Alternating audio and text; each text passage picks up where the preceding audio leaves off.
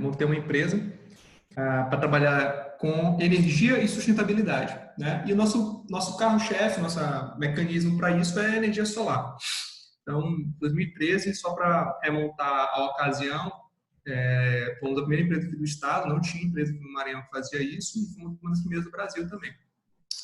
E de lá para cá, desempenhamos trabalho tanto na parte de educação do mercado, setor público, desenvolvimento de tecnologia, o que fez em 2014 a gente ganhasse um prêmio da empresa mais inovadora do estado e tivéssemos também a primeira usina, de fato, de energia solar funcionando aqui no Maranhão.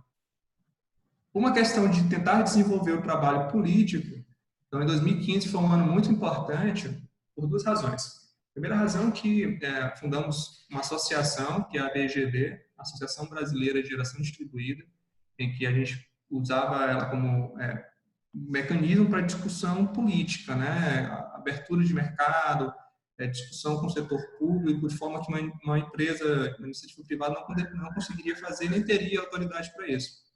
E aqui, especificamente no Maranhão, foi um momento muito importante, porque a gente sentou com o poder público mais uma vez e conseguimos que os clientes, os consumidores, quem quisesse gerar a própria energia, tivesse uma isenção do ICMS da energia. Naquela ocasião, acontecia uma distorção no mercado, que era o seguinte: você produzia sua energia e quando você consumia a energia que você produziu, o Estado vinha e lhe cobrava imposto disso. Fazendo uma analogia, era como se você estivesse plantando alface em casa, por exemplo, e o governo lhe cobrasse o ICMS pela alface que você plantou no quintal de casa. Então a gente trabalhou muito, a gente fez um trabalho de consultoria gratuito, a gente conseguiu o apoio também de pessoas do poder público para isso e conseguimos isentar o ICMS no estado desde então. Em 2018, fomos convidados a fazer parte do G5 Solar, que é um grupo que reúne as principais referências do setor a nível de Brasil, para discutir benchmark comercial, benchmark técnico, melhores práticas de forma geral, para poder alavancar o nível técnico do setor como um todo. Ano passado, montamos aqui a maior usina de geração distribuída também do Maranhão, né? Então a gente já está aumentando a penetração do Maranhão a nível nacional. Iniciamos uma discussão importante, isso a nível nacional, da revisão da legislação do setor. Ano passado, a ANEEL, a Agência Nacional de Energia Elétrica, ela nos brindou, por assim dizer, com uma proposta um tanto indecorosa de mudança da legislação, o que é simplesmente colocar o Brasil na contramão do mundo, e a gente, com o apoio de várias empresas, Brasil afora, iniciamos um movimento aqui no estado, a gente liderou esse movimento junto com a Câmara, para poder tentar evitar que isso acontecesse, né? Então, é o momento que a gente está, agora é um momento de discussão da legislação do setor, do marco regulatório do setor que está em processo de revisão. E agora, em 2020, aconteceu o Benício, né? O que o Benício tem a ver com isso? Benício é meu filho, nasceu esse ano, e ele é importante na minha trajetória porque ele aponta para o futuro, né? E como a gente vai discutir aqui, muito do que a gente vai discutir aqui, na verdade, tem a ver com a discussão do futuro das novas gerações. Então, qual é o futuro que a gente quer para as novas gerações? Qual é o futuro que eu quero para o meu filho? Em 2020, eu vendi a minha parte da empresa, vendi para poder tentar trabalhar de uma outra forma, né? Uma forma que talvez eu pudesse, a minha missão pessoal, né, de democratizar a energia solar, a sustentabilidade, fosse feita de forma um pouco mais escalada, né, do que apenas lá na ponta.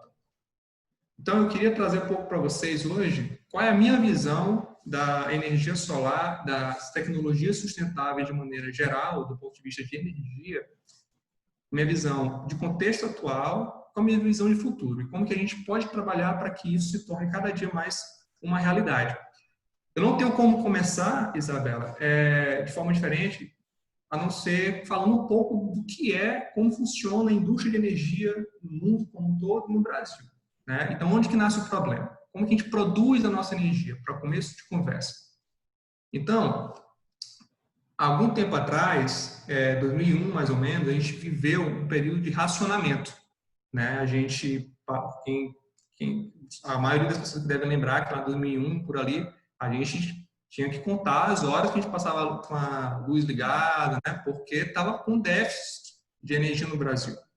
E a gente não passou por um racionamento nos últimos anos, graças, entre aspas, à desaceleração econômica do Brasil. Né?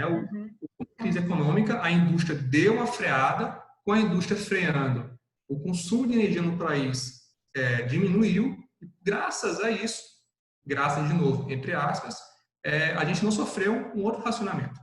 Isso porque a nossa demanda cresceu e o nosso parque gerador não conseguiu acompanhar isso.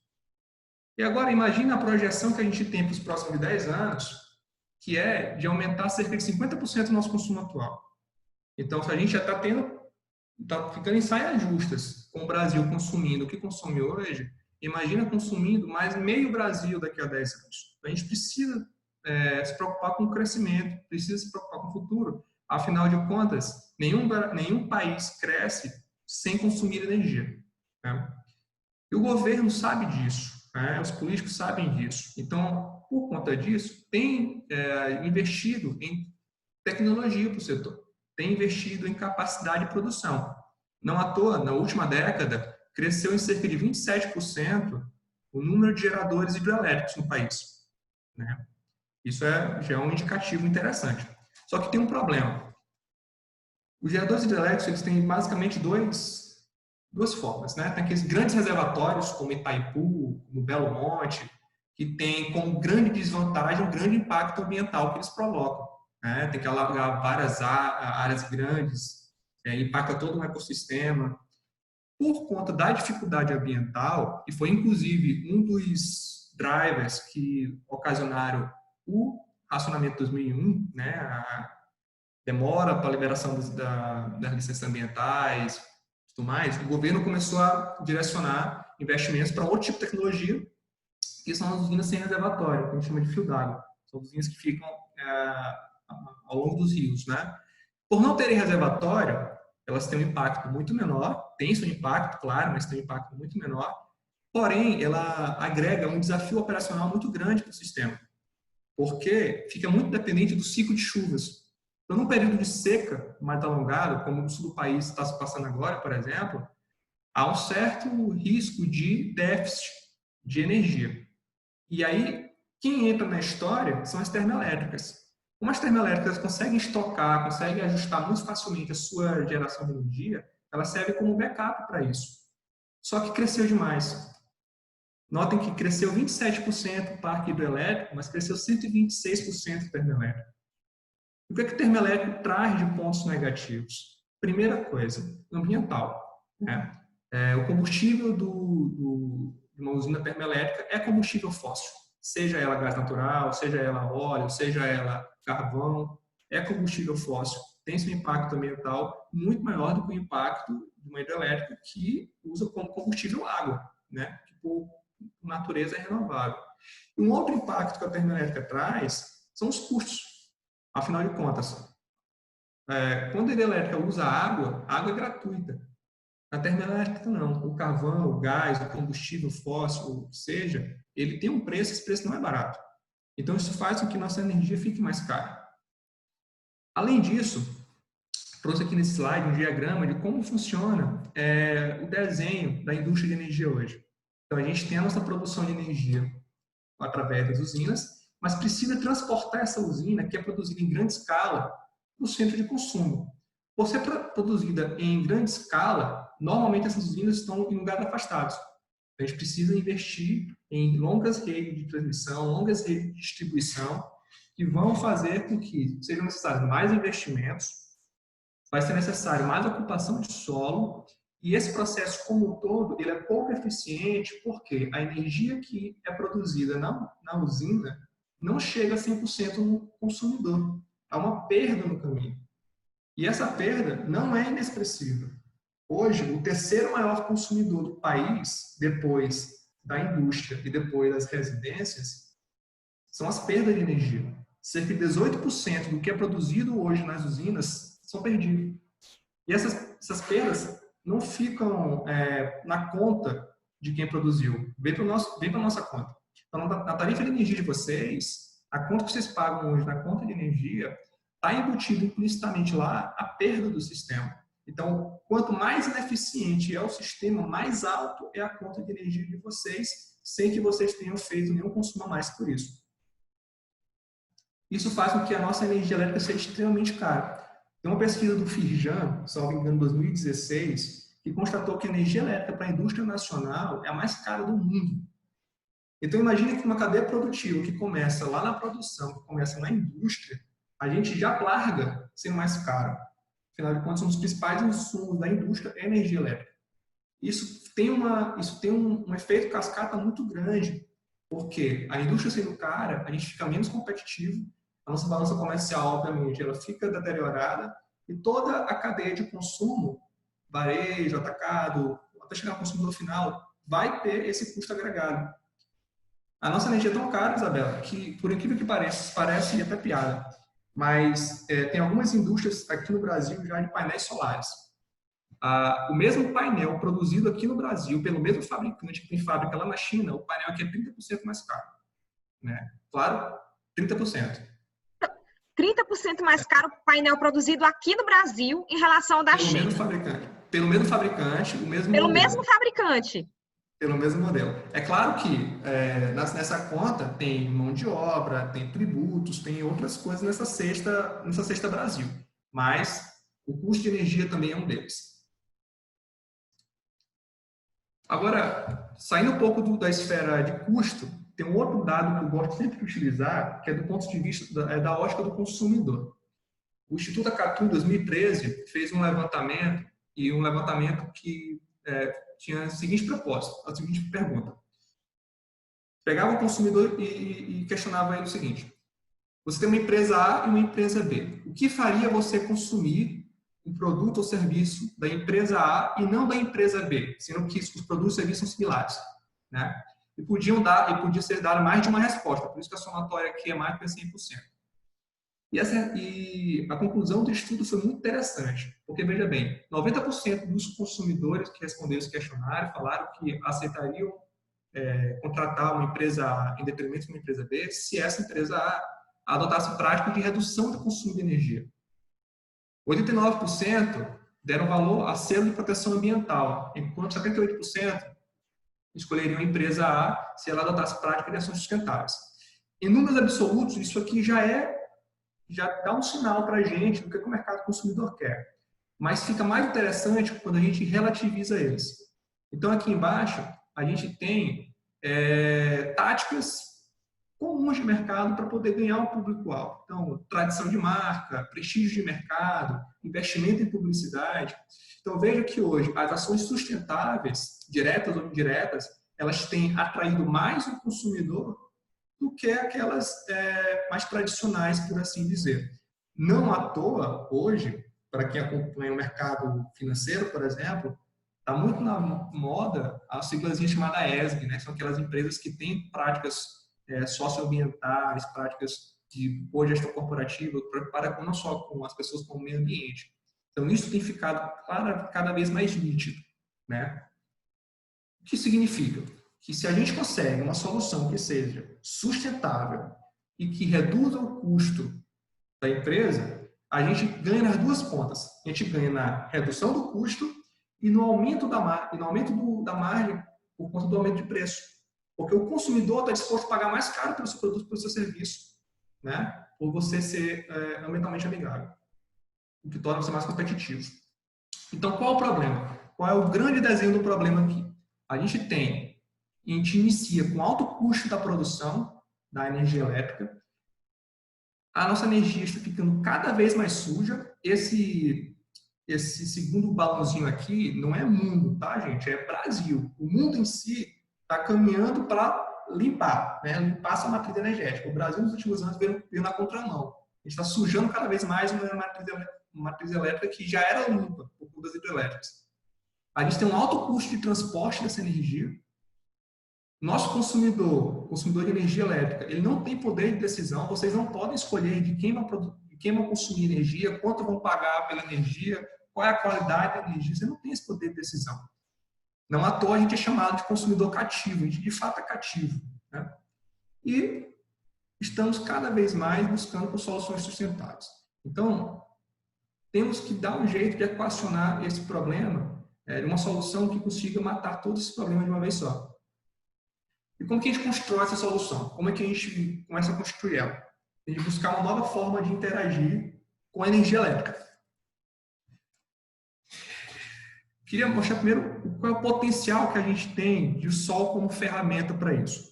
Eu sei que nosso papo aqui é muito a ver com energias renováveis de maneira geral, mas eu vou focar bastante aqui na parte de energia solar, porque é o principal estandarte dessa revolução que a gente está passando agora. Então, pessoal, o potencial do sol é gigantesco. Então, a cada ano, a Terra absorve esse número gigantesco que vocês estão vendo na tela, que eu não consigo nem descrever tamanho quantos zeros tem, né? Agora, traduzindo isso aqui em algo mais palatável, isso significa dizer o seguinte, que uma hora de sol produz mais energia do que se consome no mundo inteiro durante todo o ano. Então, vejam a força que isso aqui tem. Uma hora de sol, que chega aqui na Terra, consegue abastecer o mundo inteiro durante os 365 dias do ano. Então, isso aqui é um baita de um combustível. É gratuito, é renovável, né? Então, a gente não pode dar as costas para isso. Claro que conseguimos explorar todo esse potencial com a tecnologia que temos hoje, 100%? Não conseguimos. Mas aquele 1% que a gente conseguir explorar esse potencial é 1% a menos que a gente está queimando de carvão, é 1% a menos que a gente está exigindo de alagar uma grande área e tudo mais. Agora, tem duas formas de a gente explorar a energia do sol. A gente pode explorar ela através da luz ou do calor. Através do calor, a energia térmica é muito difundido aqui no Brasil através de aquecedores solares. É usado basicamente para aquecer água. Então, lá no sul, então, é o que mais tem, né? Então, você usa o calor do sol para esquentar a água, tomar banho, colocar em torneira. Mas, para produzir energia elétrica, que é o foco da nossa apresentação aqui, a gente usa uma outra tecnologia, que a gente chama de fotovoltaica. Que nada mais é do que a capacidade de produzir energia elétrica através da luz do sol, não do calor, mas da luz do sol, e através dessa energia produzida, pode usar para diversos fins, né? Seja para acender uma lâmpada, usar o ar-condicionado, para abastecer uma cidade inteira, enfim. Então, deixa eu provocar um pouco mais vocês aqui em relação a esse tema. Isso aqui foi o que me despertou lá atrás, lá em 2013.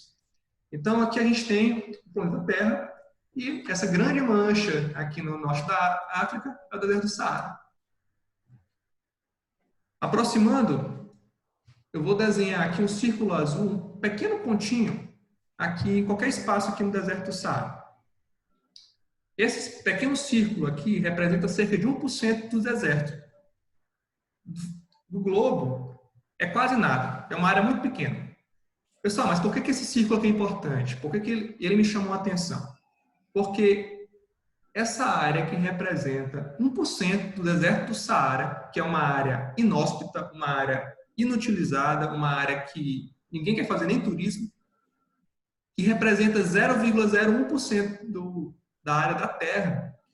Se a gente enchesse esse pequeno círculo aqui de painéis solares, a gente conseguiria fazer caber toda a energia que o mundo inteiro vai consumir em 2030.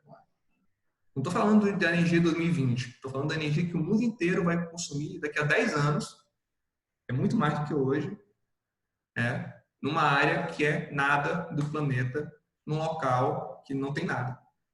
É claro que a gente não vai levar painéis solares para lá e fazer disso um mega projeto. Eu estou fazendo isso aqui apenas do ponto de vista de analogia. Mas só para vocês verem o potencial que a gente tem de produzir energia de forma limpa, né? Já tem tecnologia para isso. Essa área... Só uma pergunta, seria essa pequena área, esse 1%, produziria energia diária, né? A quantidade de sol que incide ali, diariamente produziria energia para aquele dia do consumo diário do planeta, seria isso? Exatamente.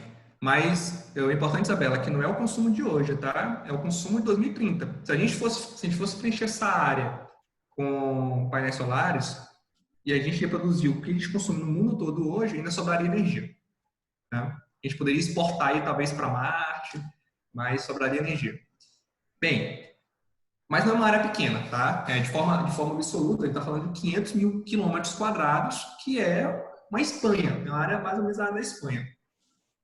E alguém poderia dizer o seguinte, poxa, Cláudio, mas é uma área muito grande, a gente não vai conseguir fazer um projeto desse tamanho, né, dessas dimensões. Isso aqui é uma foto de um pequeno pedaço de um complexo chamado Solar Star Projects, que é um complexo de usinas solares lá nos Estados Unidos, e tem mais ou menos de lado, né, se a gente fosse percorrer uma ponta a outra dele, mais ou menos 114 quilômetros de lado, né?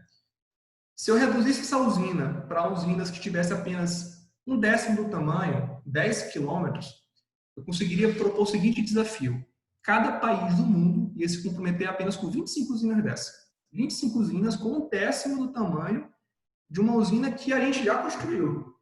Ou seja, não é nada colossal, não é nada que a gente nunca tenha feito. A gente já fez uma coisa 10 vezes maior. Então, se cada país desse as mãos uns aos outros e se comprometesse a fazer 25 usinas, a gente conseguiria resolver o problema de energia do mundo em 2030. Né? Toda a energia do mundo consumida em 2030 a gente conseguiria resolver com essas usinas. Então veja que não é uma questão de tamanho, a gente já fez algo 10 vezes maior. É uma questão de querer fazer. Só que tudo bem, alguém pode falar, não, dá para fazer, que a gente já fez, mas isso dá muito trabalho, isso é muito esforço. Né? Muito esforço construir uma usina dessa. As Nações Unidas estimam que 170 mil quilômetros quadrados de floresta são destruídas por ano. Por ano. Pessoal, se a gente destinasse o mesmo esforço que a gente tem, que a gente destina para destruir floresta, se a gente destinasse esse mesmo esforço para construir usina, em 3 anos a gente teria resolvido esse problema. Aquelas 25 usinas lá para o país, que a gente estava discutindo no slide passado, a gente conseguiria resolver isso em 3 anos. Com o esforço que a gente já faz anualmente para destruir florestas. Então, não é uma questão de esforço também, não é uma questão de saber fazer, é uma questão de ter o combustível necessário para sair do sol. Mas, beleza, uma vez que seja construído, uma vez que a gente tenha convencido as demais pessoas que dá para fazer e que nós faremos, tem que manter essas usinas funcionando. Né? Não é só construir, tem que operar elas. E dá muito trabalho uma área tão grande quanto essa. Mas olha que curioso, a China, só a China, cuida de mais de 1.200.000 quilômetros quadrados de terra agrícola. Isso é mais de 2,5 vezes a área que a gente está discutindo aqui. Os chineses, sozinhos, eles cultivam, eles cuidam de mais de 2,5 vezes a área que a gente precisa para resolver o problema energético do mundo. Agora, eu garanto para vocês que dá muito mais trabalho cuidar de terra agrícola, que a gente tem que se preocupar com plantar, com pragas, com clima, com tudo, do que painel que fica lá parado, só precisa lavar de vez em quando. Então, não é uma questão de não ter combustível, não é uma questão de saber fazer algo grande que a gente já fez, não é uma questão de dedicar esforço e não é uma questão de manter, é uma questão de querer fazer. É claro que tudo isso aqui é muito bonito, é claro que isso aqui não é prático, né? A gente não está dizendo que a gente vai montar uma usina dessa e nem que a gente vai convencer cada um dos países do mundo a construir 25 usinas daquele tamanho que a gente discutiu agora há pouco. Mas só para vocês terem a noção de que uma vez que a gente internaliza isso dentro da gente, a gente consegue perceber que existem alternativas para a nossa questão energética, tem como a gente pensar no futuro diferente. Então, como que a gente consegue aproveitar esse potencial? Né? Uma solução seria construir grandes usinas. E o Brasil tem feito isso. Né? O Brasil tem, nos últimos anos, aberto leilões, né? Aberto licitações federais para construir grandes parques geradores. Piauí está cheio, Bahia está cheio de grandes terras cheias de painéis para produzir energia aqui para o Brasil. Isso a gente chama de geração centralizada. Né, que é produzir energia em grande escala. Quando eu falo grande escala, estou falando aqui de alguns milhares de hectares. Só que qual é o problema disso? A gente resolve a questão da geração. A gente consegue produzir energia mais barata, porque o combustível é gratuito, que é o sol, de forma limpa. Só que a gente não resolve ainda o problema do transporte. Porque para a gente produzir a gente construir uma usina tão grande, a gente vai precisar de uma área muito grande, essa área não vai estar dentro da cidade. Esta área vai estar distante. Então, para a gente poder transportar essa energia, a gente precisa, de novo, construir linhas de transmissão, construir linhas de distribuição. E a gente vai entrar novamente nos mesmos problemas que a gente tinha, que a gente tem hoje, que são os altos investimentos nessas linhas, a ocupação de solo, porque a gente vai ter que construir linhas para poder escoar essa energia, fora o solo que está sendo utilizado pelas próprias usinas, as perdas de energia que a gente vai ter nesse processo, e mais uma vez o consumidor ele permanece sem autonomia, né? Porque o modelo de negócio dessas grandes usinas é jogar energia para o pool, jogar energia para o país, e a gente continua comprando de forma indireta através da concessionária de energia local. E, além disso, a gente não resolve o problema de mais de 1 milhão de pessoas que, em pleno 2020, não podem assistir uma live como essa porque simplesmente não tem energia elétrica em casa. E a pergunta é, numa casa como essa, os postes chegam até lá? Alguém vai fazer investimento com quilômetros de linha de distribuição para atender um consumidor de pequeno porte? Então, a gente só está adiando um problema. Muito bom resolver a questão da geração. Então, se a gente pudesse escolher, não, eu quero queimar combustível fóssil ou fazer uma grande usina de energia solar de forma ampla, é melhor, sem sombra de dúvidas, optar pela segunda opção, né? Gerar energia limpa. Mas por que não resolver a cadeia como um todo? Por que a gente não resolve também o problema do transporte de energia? E como que a gente resolve isso? Então, lá atrás, 2012, 2013, na época do mestrado ainda, eu olhei uma foto como essa que vocês estão vendo agora, né? Vários telhados. Eu pensei, por que a gente não usa os telhados das nossas casas, os telhados das nossas empresas? Vejam bem, é uma área improdutiva, é uma área que ninguém está preocupado em utilizar, né? A não ser pombo e antena, e é uma área que é a mais próxima possível do consumo. Eu estou consumindo e aqui em cima do meu teto eu estou produzindo energia. Então, a gente resolveu toda a cadeia de forma muito simples, conectando o sol direto na tomada de casa. Quando eu falo a gente, de forma alguma é o Cláudio, tá? É a gente, o meio acadêmico como um todo, a indústria como um todo. Resolveu de forma muito simples, através de um termo chamado geração distribuída, que é pegar aquelas grandes usinas centralizadas, que tem como premissa a produção em grande escala, e distribuir essa produção de energia em pequenos pacotes, ao longo de todo o território.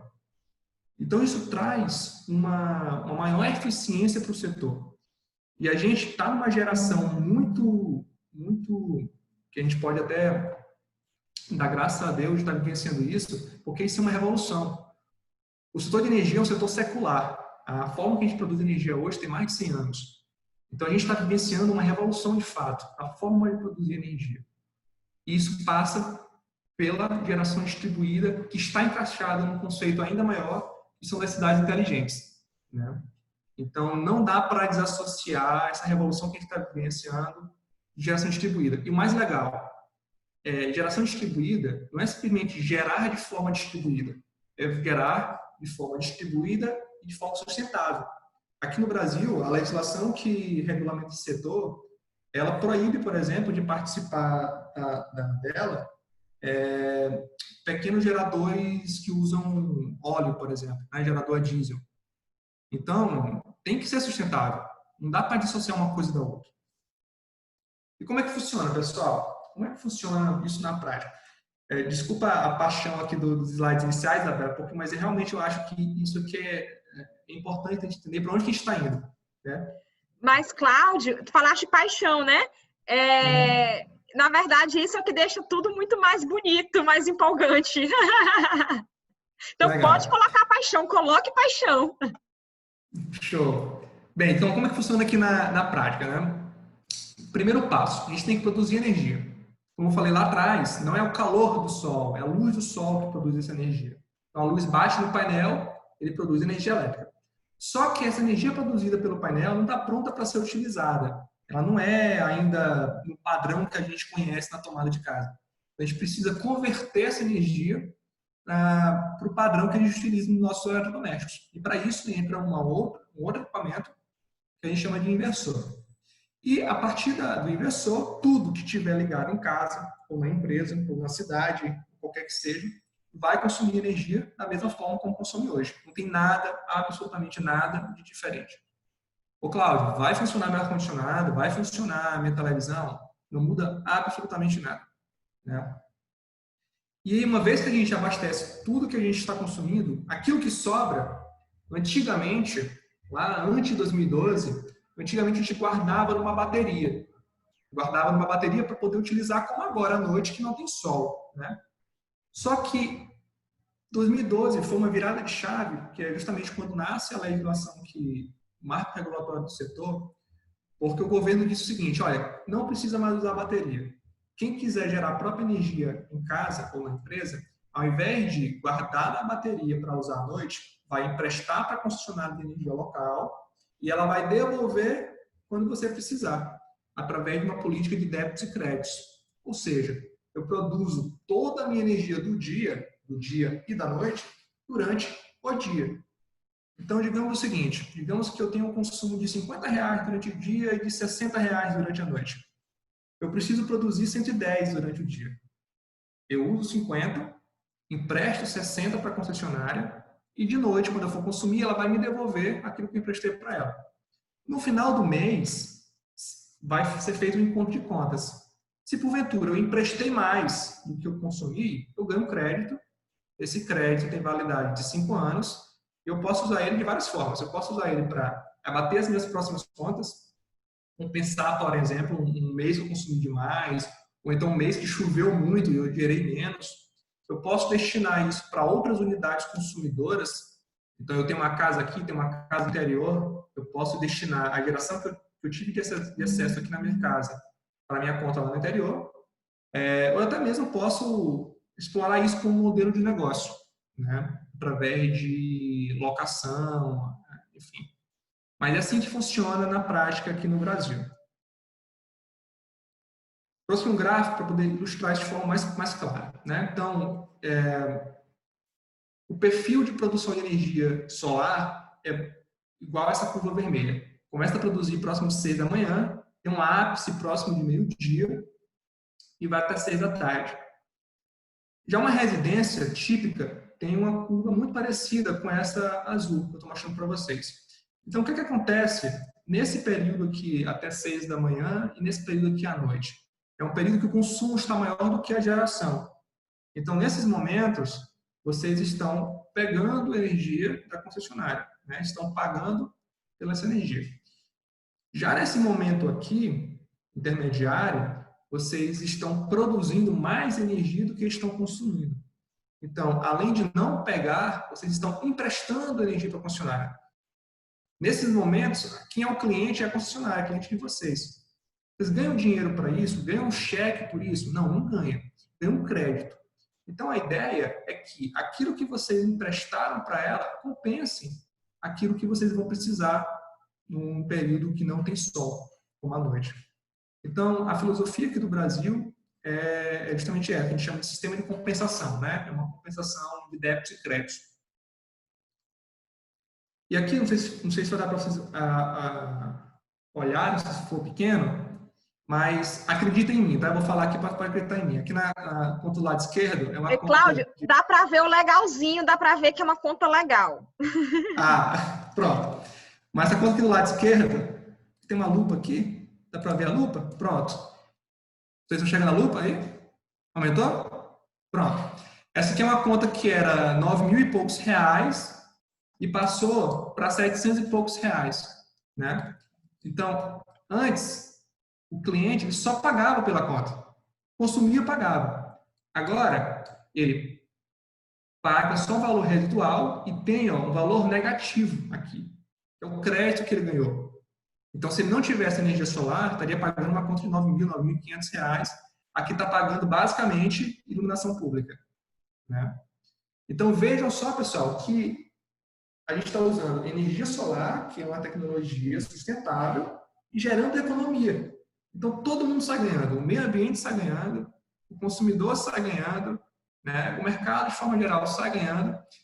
E, de forma indireta, como esse consumidor aqui pegou o dinheiro do bolso dele, comprou um sistema e passou a produzir energia, a energia que antes vinha lá de Itaipu, que antes vinha lá de Belo Monte, enfim, que vinha de distância, uma distância grande, vai deixar de vir de lá, vai deixar de passar pelo sistema de transmissão, vai deixar de passar pelo sistema de distribuição, o que vai reduzir a perda. Se ele reduzir a perda, na conta da Isabela, na conta da Vitória, da Kelly, do Vitor, da Aline, enfim, todos vocês, vai reduzir também para vocês a tarifa de energia. Então, o fato de eu pegar o meu recurso, investir no sistema para gerar energia para mim, de forma indireta, também beneficia vocês, porque eu estou reduzindo a perda do sistema. Então, todo mundo está ganhando. Deixa eu voltar para cá. Então, entendido até aí? Está claro até aí? Beleza. Então, qual o contexto atual? Qual o cenário que a gente está hoje aqui no Brasil, no Maranhão e em São Luís? Esse gráfico aqui, ele mostra o potencial de energia solar no mundo, né? O grau de insolação no mundo. Então, vejam que o Brasil, quanto mais vermelho, melhor, tá? Quanto mais vermelho, mais sol tem. Então, vejam que o Brasil está muito bem posicionado. Olha o nosso nordestão ali, o nosso sertão ali, vermelhão. Pessoal, isso aqui é ouro, tá? O sertão nordestino é muito castigado pelo sol. É a primeira vez que o sol faz algo benéfico para essa turma. Porque produz muita energia. Cláudio, eu queria só fazer um parênteses, desculpa, para não perder esse ponto. Que o meu estado natal é o Piauí. Eu nasci no Piauí, né? São Luís hoje é a minha casa, mas eu nasci no Piauí. E hoje no Piauí, no sul do estado do Piauí, está chegando um monte de empreendimentos de energia fotovoltaica, que são daqueles tipos que são uma grande área que se instalam painéis fotovoltaicos. E realmente é impressionante porque desde criança você ouve falar do sertão piauiense, do sertão nordestino, o sul do Piauí muito castigado pela seca, muito castigado pela pobreza, né? E aí a gente sempre vendo o sol como algo ruim.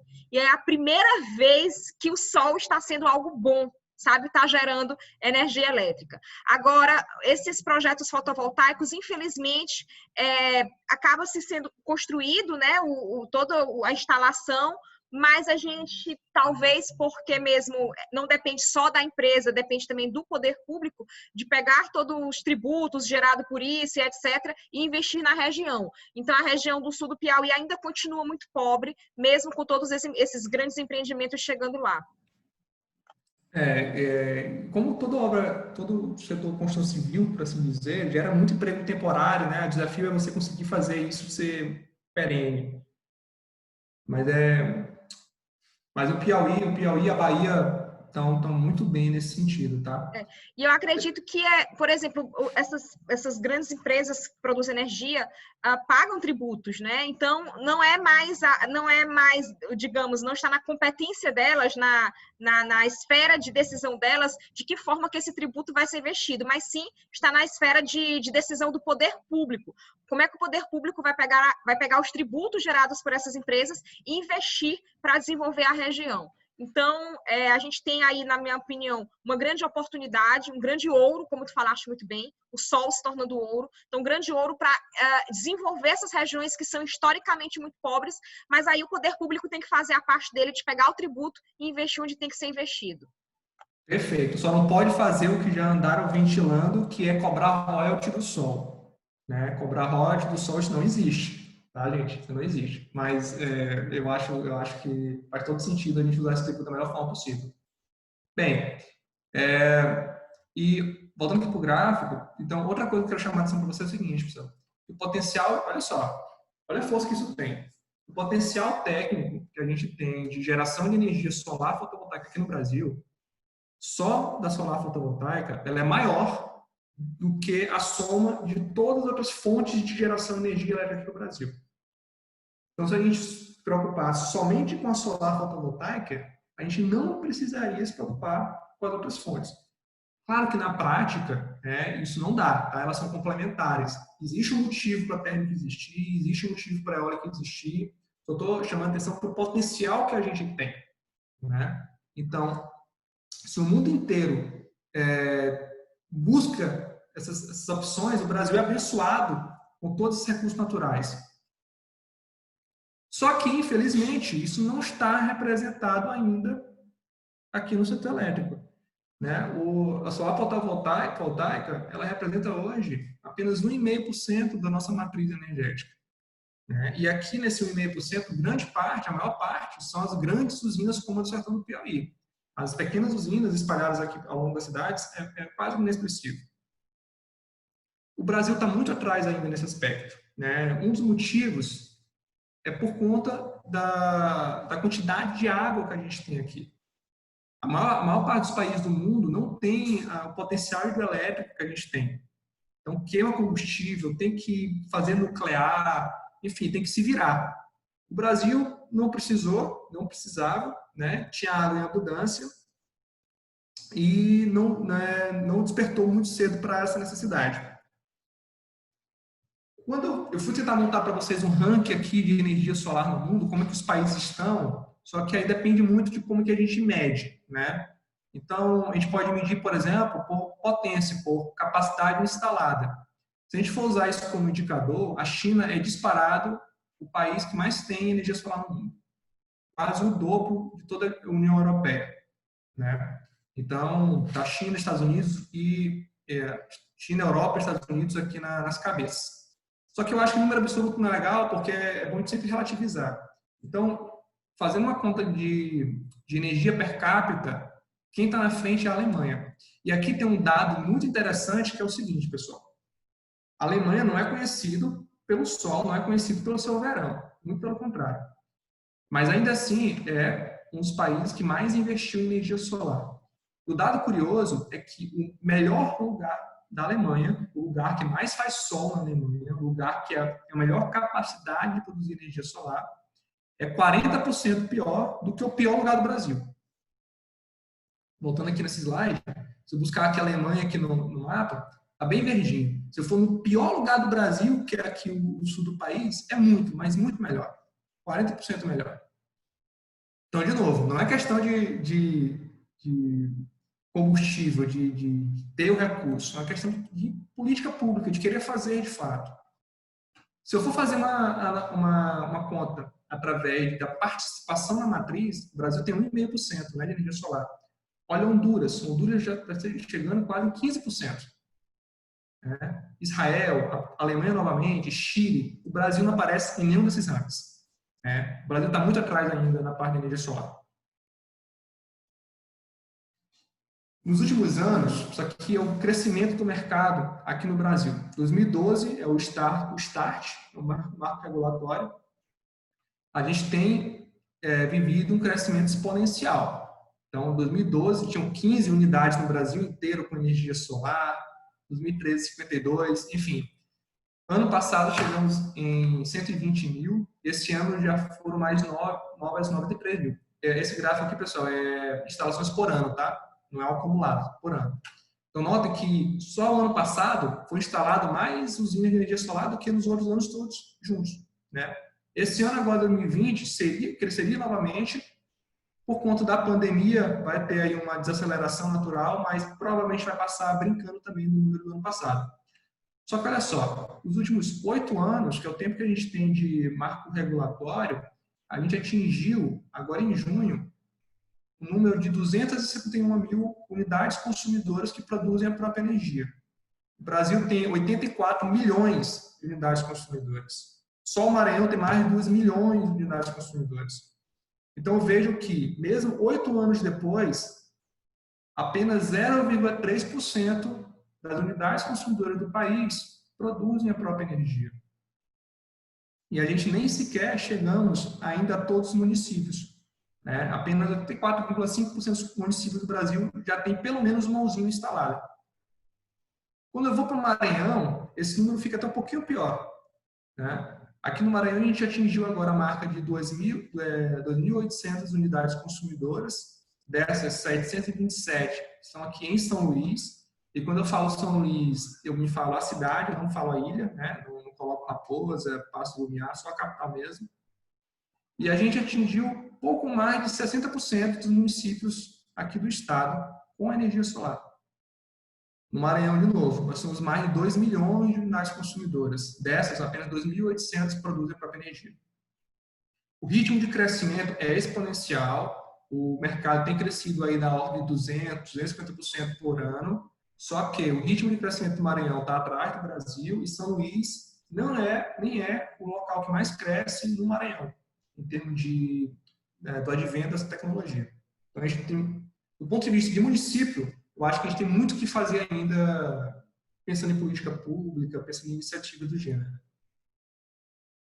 Isso coloca o Maranhão em apenas 17º no ranking estadual, no ranking nacional de estados. Né? Então, somos apenas o 17º, embora sejamos um dos melhores estados para se produzir energia. Porque a gente tem um mix muito positivo aí. A gente tem um mix de bastante sol e de energia cara. Né? Aqui eu trouxe um gráfico da estimativa do payback, do tempo de retorno. Quanto tempo o investimento em energia solar se paga por estado? Quando a gente vai para a escala residencial e comercial, aqui no Maranhão fica próximo de 3 anos, 3 anos e meio, esse tempo médio de retorno do investimento aqui no estado. É um dos melhores, fica mais ou menos na média do Brasil. O problema é que a gente vai para o industrial. Quando a gente vai para o industrial, esse número salta para mais de 8 anos. E aí tem uma série de questões, né? Tem uma questão, a principal delas é um custo que a gente chama de custo de demanda. A conta de energia da indústria é um pouquinho diferente e tem um peso nela que prejudica um pouco a adoção de energia solar. Então isso resulta no gráfico anterior, né? Que os motivos que colocam o Maranhão lá atrás, em 17º colocado, é muito por conta da pouca expressão da energia solar no setor industrial aqui no estado. E aqui em São Luís, aqui são as usinas que tem espalhadas aqui pela cidade, as 727, né? Vocês podem ver que não existe uma clara concentração num bairro específico. Isso é um sinal legal, que mostra que ela é democrática, né?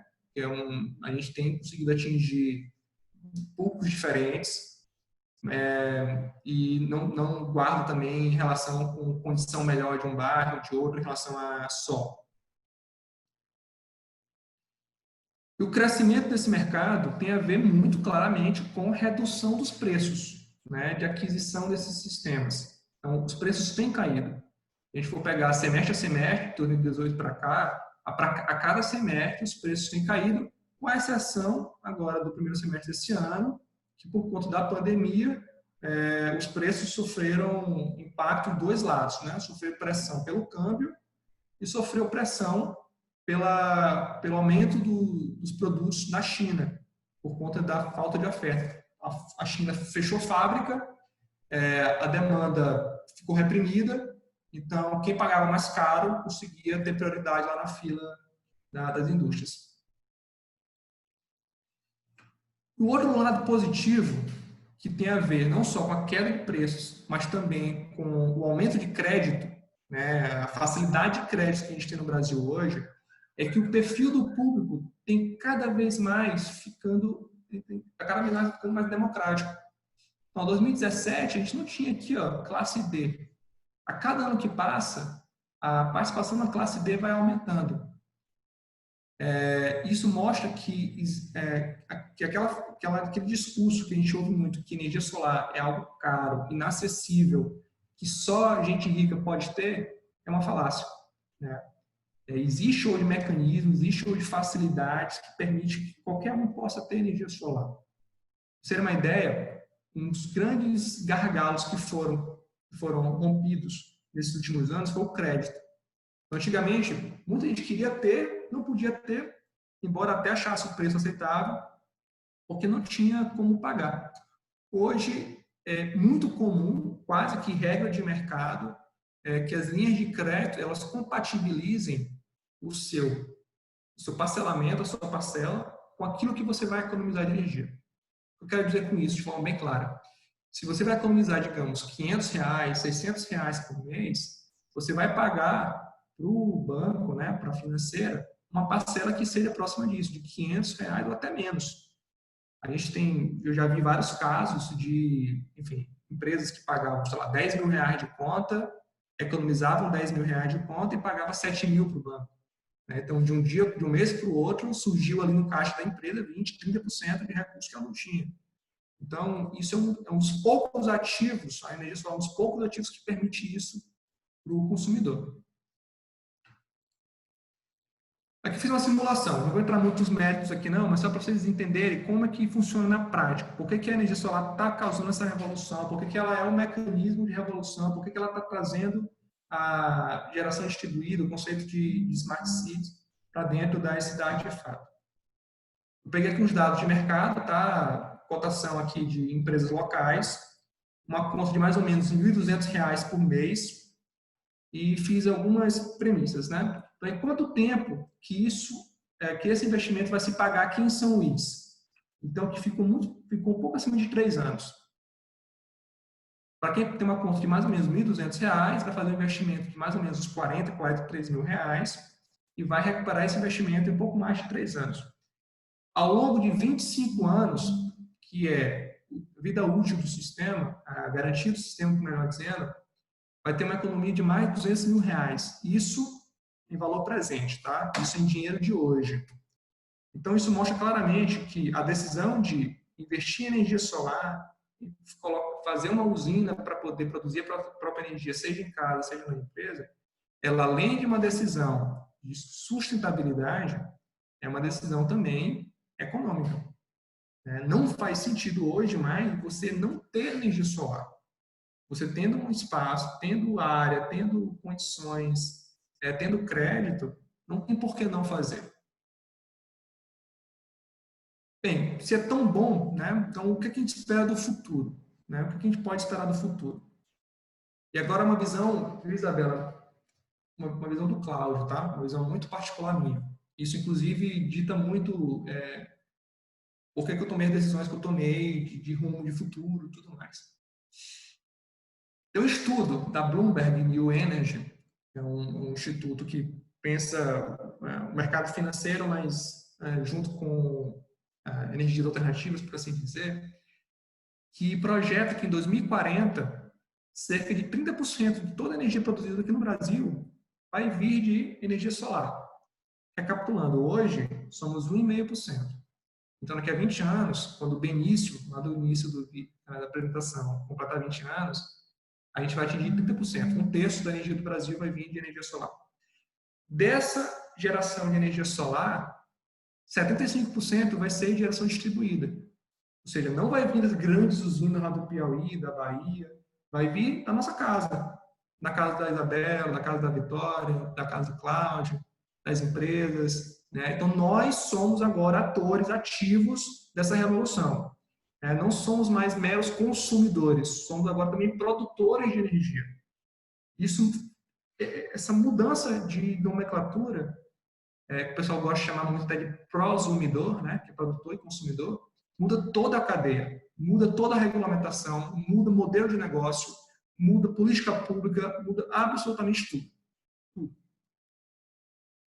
Agora, temos alguns desafios, né? Temos alguns desafios. A gente tem que pensar nisso para poder fazer com que esse mercado seja sustentável, não apenas do ponto de vista ambiental, mas seja também sustentável do ponto de vista econômico.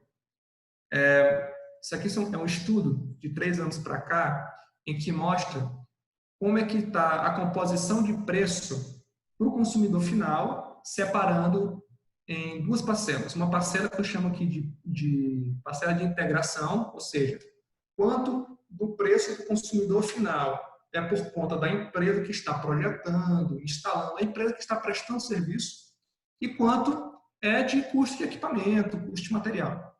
Então, veja o seguinte, que nesses últimos 3 anos, a parcela dedicada a custo de material tem aumentado. Só que o custo de material tem diminuído.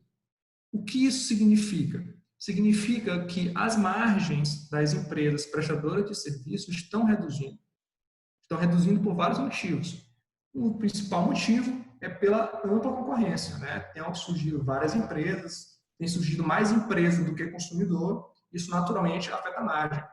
Mas também tem a ver com o nível de capacitação que as empresas têm, né? Com o conhecimento que o mercado consumidor tem para selecionar as empresas, enfim.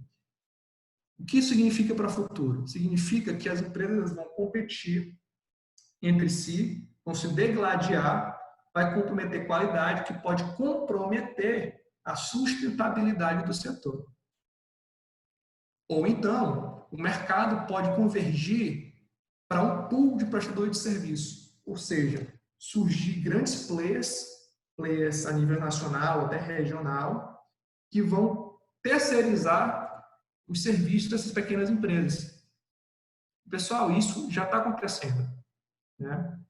Vou lá para Minas Gerais. Minas Gerais hoje é o estado líder de energia solar no Brasil. A concessionária de energia de lá, a CEMIG, ela montou uma empresa de geração de energia, geração distribuída, e ela terceiriza para as empresas satélites espalhadas ao longo do estado, né? Afinal de contas, é um mercado de capital intensivo, então você precisa de muito capital para poder conseguir ganhar market share, ganhar escala. Então tem que ser de fato grandes corporações. Você acaba transformando aquelas empresas menores, médias e pequenas empresas em prestadores de serviço. Isso não é negativo, né? De forma alguma é negativo, é algo negativo. E prestação de serviço tem muito a ver, Isabela, com o município, né?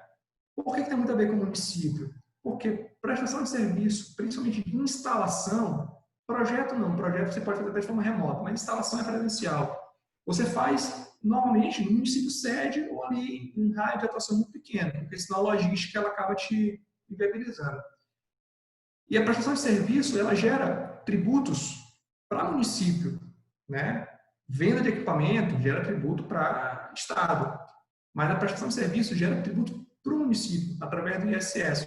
Então, é muito importante que os municípios eles tomem de conta dessas empresas, né? Tomem de conta desses prestadores de serviços para poder desenvolver um mercado que seja saudável, fomentar o mercado, né? E com isso, todo mundo está ganhando. E aqui eu desenhei aqui 3 caixinhas, que é como eu enxergo os mecanismos de incentivo para o desenvolvimento de energia solar, geração distribuída, energias renováveis como um todo. Eu enxergo através de 3 eixos: políticas públicas, educação e inovação, né? Políticas públicas a gente pode desenhar, por exemplo, PPP, Programa de Parceria Público-Privada. Então, imagina um município que faz uma PPP para reduzir o gasto com iluminação pública. Para quem não sabe, todo município paga conta de luz, né? Então, eu chamo o capital privado, eu chamo a iniciativa privada e digo o seguinte: olha, quem quiser, eu estou chamando aqui para poder fazer uma usina que vai gerar energia para todo o município. Em troca, eu pago 5% menos do que eu pagaria para a concessionária. Então, se a minha conta ela é de, digamos, 1 milhão, eu vou pagar, sei lá, 950 mil, vou pagar 900 mil reais por mês, né? Em troca dessa usina. Então, como é que todo mundo está ganhando? A iniciativa privada vai ter uma demanda concentrada, em que ela teria que pulverizar isso em pequenos comércios, em várias pequenas residências para poder atingir essa escala, né? Então, eu consigo desenvolver o mercado local através de um único comprador. A iniciativa pública, o município, no caso, tem a sua conta reduzida, sem investimento, e nós, como cidadãos, né, a gente acaba tendo a nossa taxa de iluminação pública reduzida. Aquela conta que eu mostrei lá no início, que foi de 9 mil e poucos reais para 700 e poucos reais, esse 700 e pouco, ele era basicamente iluminação pública, né? E na conta de vocês podem ver lá que tem iluminação pública e ela não é inexpressiva. Outro mecanismo de política pública, IPTU verde. Vários municípios têm feito isso. Têm feito programas para redução, até mesmo isenção do IPTU para aquelas empresas que adotarem práticas sustentáveis. Normalmente, tem vários mecanismos, né? Mas normalmente esses programas são um programa de pontos, em que são elencados quais são as iniciativas que geram pontos, quantos pontos ganham, e o conjunto de pontos vai servir como abatimento do IPTU. E, sem sombra de dúvida, energia solar, energias renováveis, tem que fazer parte de um programa como esse. Outra ideia, outra possibilidade, o ISS sustentável. seja você isentar ou reduzir ISS de empresas prestadoras de serviços que queiram prestar serviço de instalação, projeto de energia solar no município, né? Você desenvolver mais a oferta, porque a gente sabe que quanto maior a oferta, menor o preço para o consumidor final. Ou então, por que não desenhar algo tal qual a lei de incentivo à cultura e ao esporte? Aquelas empresas que têm que pagar ISS, né, que tem que pagar IPTU, ela pode abater o seu imposto se ela, enfim, patrocinar instalações em escolas municipais, patrocinar instalações em hospitais do município, em prédios do município, né? Tudo isso dá para ser feito, né? Eu tenho certeza, e nada disso é novo, né?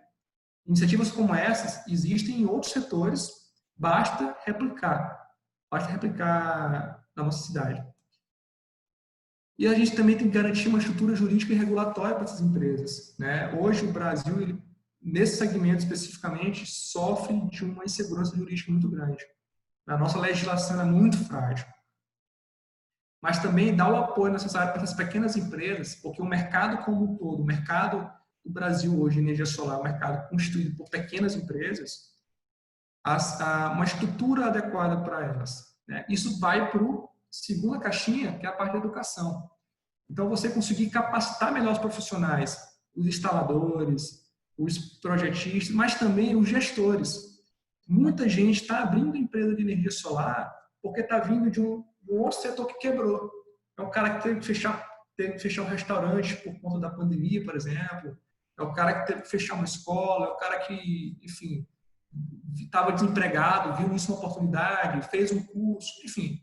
Então, está surgindo muitas empresas. É preciso capacitar esses profissionais para, de novo, a gente não matar a demanda por conta de uma péssima oferta.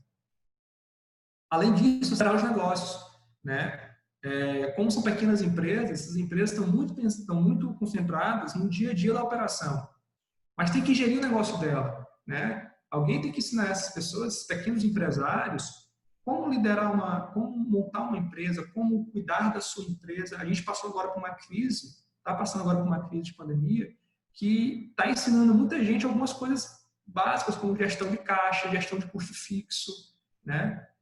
E o pequeno empresário, as pequenas iniciativas estão desamparadas. Porque, olha só, elas estão no mercado novo, um segmento novo, que por si só já é desafiador e sem o conhecimento necessário.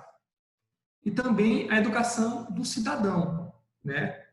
Educar o consumidor o que por que ele precisa, o que ele ganha com a energia solar, o que ele ganha investindo em sustentabilidade de forma geral, o que ele tem que buscar, até para não comprar gato por lebre também, enfim. Como que ele pode usufruir melhor disso do ponto de vista não só ecológico, mas do ponto de vista econômico. Eu tive a oportunidade de participar de um seminário junto com a Isabela, alguns anos atrás, em que teve um dono de uma churrascaria aqui de São Luís. Eu não me esqueço desse case, porque ele adotava várias práticas sustentáveis pequenas, como reutilizar a gordura da carne, poder fazer sabão para limpar o chão, né? Pegar saco de laranja, juntar saco de laranja para depois vender e fazer a festa de final do ano dos funcionários, enfim. São iniciativas pequenas, mas que a maioria das pessoas não conhece porque não foi apresentado a elas, né? Então, muitas das coisas que a gente deixa de fazer hoje é simplesmente porque a gente nunca ouviu falar, né? Então, a educação cidadã passa por isso. E na última caixinha, inovação. Inovação não é apenas desenvolvimento tecnológico. Vamos transformar São Luís num parque tecnológico que vai montar aqui fábrica de painel, fábrica de inversor. Bom, dá para fazer, claro que dá para fazer. Mas a gente pode começar do básico, né? A gente pode começar, por exemplo, desenvolver ferramentas, software, desenvolver soluções de processo para as empresas, inovação financeira, modelo de negócio para poder resolver algumas questões financeiras. Está surgindo muito aqui no município agora, aqui no estado como um todo, são modelos de negócio voltados para locação, por exemplo.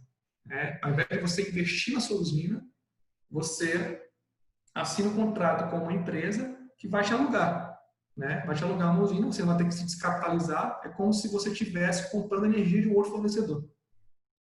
Então, bem, aqui é a minha visão, a visão do Cláudio, de como incentivar esse mercado. E é isso, pessoal. É um pouco do que eu penso do setor, é um pouco de como eu penso e como a gente pode explorar isso para poder desenvolver da melhor forma o setor como um todo. Quando eu falo setor de energia solar, eu não estou colocando apenas as empresas, tá? Eu estou colocando a gente como consumidor também, porque a gente também ganha com isso. E, em última instância, a gente como cidadão. Afinal de contas, a gente está com a economia desenvolvida, todo mundo está com melhores margens operacionais, as empresas com melhores margens operacionais, porque estão com um custo de energia melhor, seja porque está faturando mais, porque está entregando para o seu consumidor um produto que é ambientalmente amigável, mas também a gente está vivendo numa região, num país que está preocupado também com o meio ambiente. É isso, Isabela. Bom, Cláudio, muitíssimo obrigada. Foi assim uma explanação maravilhosa. Eu sou da área da sustentabilidade, então eu já vi algumas explanações, né, técnicas sobre energias renováveis, mas essa foi, te juro, a melhor que eu já vi em toda a minha vida, né, com todas as figuras, as imagens, enfim, eu te agradeço muito por teres trazido essa explanação para a gente. Eu pergunto se alguém aqui tem alguma pergunta específica para fazer ao Cláudio. Eu sei que ele já foi bem detalhado na explanação, mas se alguém tiver alguma pergunta que queira saber mais, ele está aqui para tirar qualquer dúvida, ok? Isabela, tem uma pergunta aqui no chat que a Naila fez mais cedo. Ah, é do chat. Deixa eu dar uma olhadinha. Tu queres ler É, ou eu leio para ti? eu vou ler aqui. Ela perguntou o seguinte: se não tem nada que essa cobrança, não tem nada que possa ser feito para que a cobrança não venha para o consumidor. Eu acho que ela está se referindo à questão das perdas de energia. Imagino eu. Bem, Naila, não tem. O que acontece? A gente está numa indústria em que os custos são compartilhados. Então, imagina a iluminação pública. A iluminação pública é um custo compartilhado por todos os consumidores. Por mais que a sua rua não tenha nenhuma lâmpada, mas você trafega por várias ruas, essas ruas todas têm lâmpadas, têm custo com iluminação pública, e isso tem que ser compartilhado entre todos. O mesmo vale para as perdas. Né? Faz parte do processo, faz parte da natureza do processo ter perda de energia. Se a gente se não vem para a nossa tarifa, pode ter certeza que vai para o preço do fornecedor. Então, de forma direta ou indireta, isso vai cair na nossa conta. A única forma de a gente reduzir isso é melhorando tecnologia, mas ainda assim isso não tem como ser zerado. Sim. Perfeito. Gente, mais alguém? Cláudio, eu não sei se alguém vai fazer uma pergunta sobre isso, mas não era nenhuma pergunta. Eu só queria dizer que eu adorei a relação que tu fizeste entre geração distribuída e cidades inteligentes, né? Cidades inteligentes é justamente um conceito que mostra que a tecnologia ela tem que ser usada a favor de uma cidade mais próspera, mais desenvolvida, mais justa também. Então, é a gente utilizar a tecnologia a esse favor. E, geralmente, quando a gente fala de cidades inteligentes, as pessoas ligam muito a tecnologias da informação, como aquelas inteligências artificiais para monitorar o trânsito, para fazer o trânsito andar veloz, câmeras de segurança, etc. Então, eu adorei quando tu relacionaste o conceito de cidade inteligente com a de energias renováveis, com a de geração distribuída, porque realmente é tecnologia, ok? Não é tecnologia da informação, mas é a tecnologia da energia, né? Que possibilita todos os outros tipos de tecnologia praticamente de funcionar, as tecnologias mais modernas. Então, eu adorei realmente, é uma coisa que eu vou levar da nossa, aqui dessa nossa aula para aulas futuras, é essa relação. E o Vinícius colocou aqui uma pergunta no chat, ele falou: a Cláudia tem uma pergunta bem ampla, porém instigante. Sabemos que o Brasil é um país com dimensões continentais. No entanto, a maior parte da nossa matriz energética é proveniente das usinas hidrelétricas. Como podemos diversificar nossa matriz energética? Vinícius, boa pergunta. Olha que coisa curiosa. Antes de entrar na parte de energia elétrica, vou pegar como exemplo a parte de aquecimento solar, né? Aquilo que eu falei lá no início de como a gente usa o sol para aquecer a água. Todo mundo sabe que aqui no Nordeste a gente é basicamente verão o ano todo, né? A gente não sofre do frio como o pessoal do Sul sofre. O que o governo fez? Implementou no Minha Casa Minha Vida a obrigatoriedade de ter sistemas de aquecimento de água. Independente se é lá no sul do país, independente se é aqui no Maranhão. O que significa na prática? Significa que aquela casa aqui no Maranhão, ela está com o custo, que é o custo do aquecedor solar, que vai aumentar o custo da casa, ou seja, vai aumentar o custo para alguém, seja para o governo, seja para o consumidor que está comprando, e não vai entregar valor para o consumidor, porque não vai usar. É diferente lá do sul do país. Lá no sul do país, o pessoal precisa do aquecedor, porque lá algumas épocas do ano é muito frio. E você usar chuveiro elétrico é a pior solução possível, né?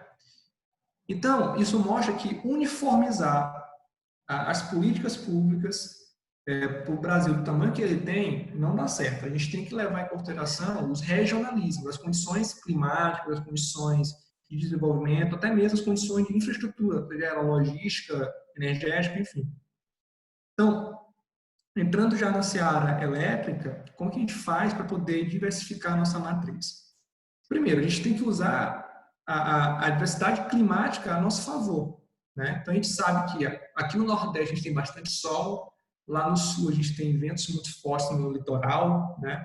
Então, dá para construir eólicas ao toda a costa, espalhar solar centralizada em locais como lá no Piauí da Isabela, na Bahia, aqui mesmo no Maranhão, distribuir solar ao longo de todo o Brasil, onde tem rios, onde tem grandes quedas d'água, usar hidrelétrica. Termoelétrica também é necessário, porque ela é complementar.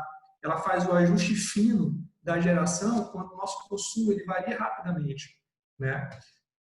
Agora, mais importante do que isso, eu acho que o governo ele sabe disso, eu acho que os operadores, quem pensa no sistema, ele sabe disso.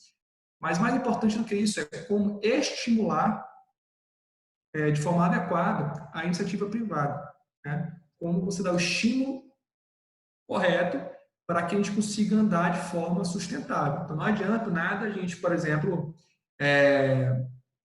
instituir que todo mundo vai ter energia solar de graça, que o governo vai bancar, porque todo mundo sabe que isso vai sair de alguma conta, né? A gente tem que dar o estímulo correto para isso.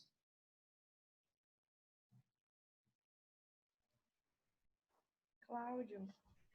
Perfeito, Cláudio. Eu Tô... gosto muito, justamente quando a gente está sempre lembrando, né, de que não existe almoço grátis, né? Então, sempre a gente vai ter que pensar também trazer percepções econômicas para todo o debate que a gente faz de onde é que vai vir o dinheiro, quem é que vai pagar, né? Então, a gente sempre tem que estar pensando nisso em qualquer solução que a gente propõe. Gente, Isabela, oi.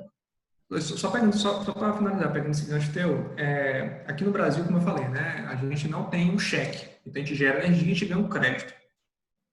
Lá na Espanha, assim que eles começaram a estimular esse mercado, o que eles fizeram? Quem gerava a própria energia ganhava 3 vezes o que pagava. Então, se você consumia energia pagava, digamos, €1, você recebia 3 euros quando você emprestava. Claro que isso gerava um déficit, né? Gerava um déficit de 2 euros. Esse déficit foi se acumulando, à medida que o mercado foi crescendo.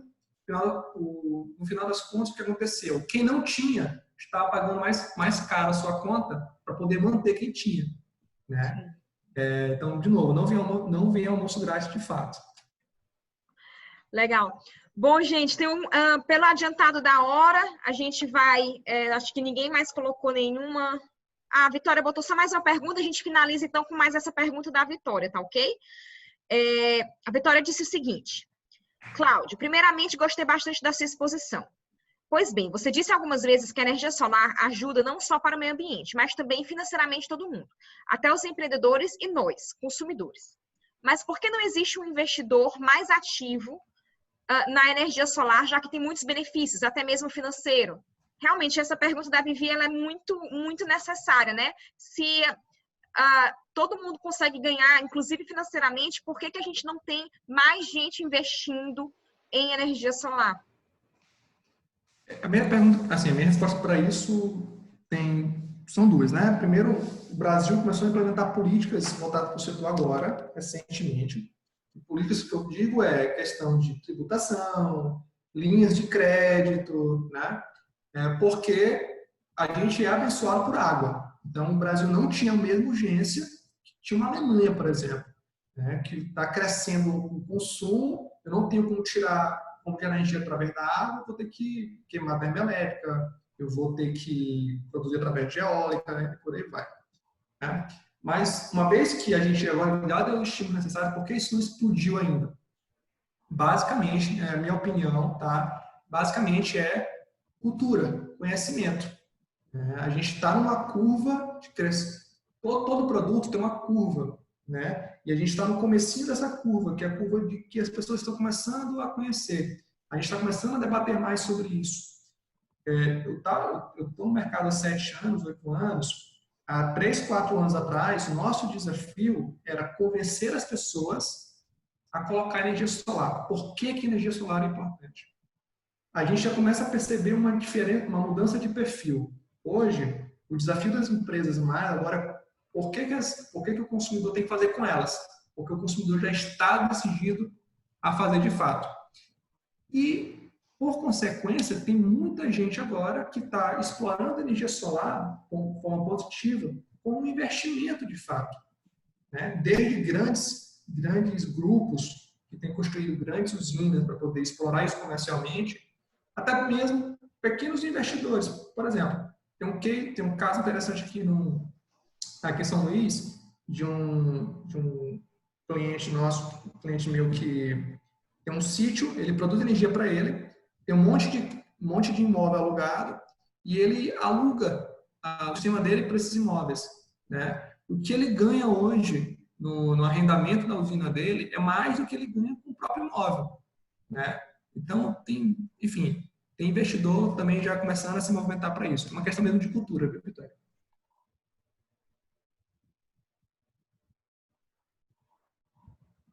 Eu toda vez esqueço que meu áudio está tá mudo. Bom, gente, deixa eu ver aqui. Colocaram mais três mensagens, tá? Vivi dizendo, entendi. É isso. Pelo adiantado da hora, a gente vai ter que encerrar as perguntas aqui, tá bom? Mas nós tivemos, inclusive, já um bom número de perguntas super instigantes para o nosso convidado. Cláudio, eu quero te agradecer mais uma vez, muitíssimo. Foi maravilhoso ter você aqui conosco, ok? Foi uma aula excepcional sobre energia, principalmente energia solar, né? As renováveis em geral e a solar.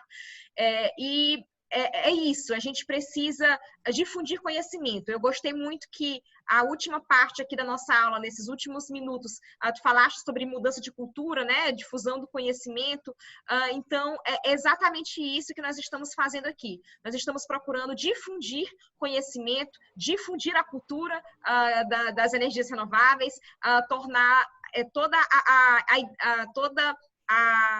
não só o mercado das energias renováveis, mas a percepção da necessidade das energias renováveis cada vez mais amplo na sociedade. É necessário que todo mundo entenda essa necessidade da gente avançar, da gente fazer uma transição energética, não só no Brasil, mas no mundo.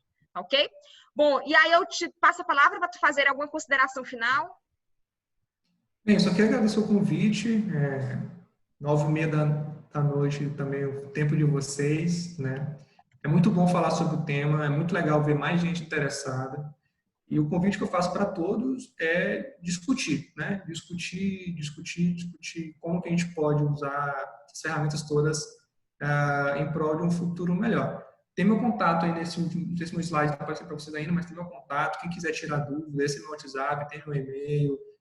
Eu tenho como missão espalhar essa palavra, que é a palavra da energia em prol da sustentabilidade. E é isso, pessoal. Assim, embora a gente esteja no São Luís, no Maranhão, né? Enfim, a gente tem capacidade de tornar essa terrinha aqui muito bem posicionada, mundo afora, no que diz respeito à tecnologia, cidade inteligente, tudo mais. Para isso, basta a gente querer fazer. Obrigada, meu querido. Então, é isso, pessoal. Eu peço para quem é aluno do curso de Direito Ambiental que fiquem aqui que eu vou dar uma explicaçãozinha, tá bom? Cláudio, um beijo bem grande. Eu vou aqui pausar o vídeo.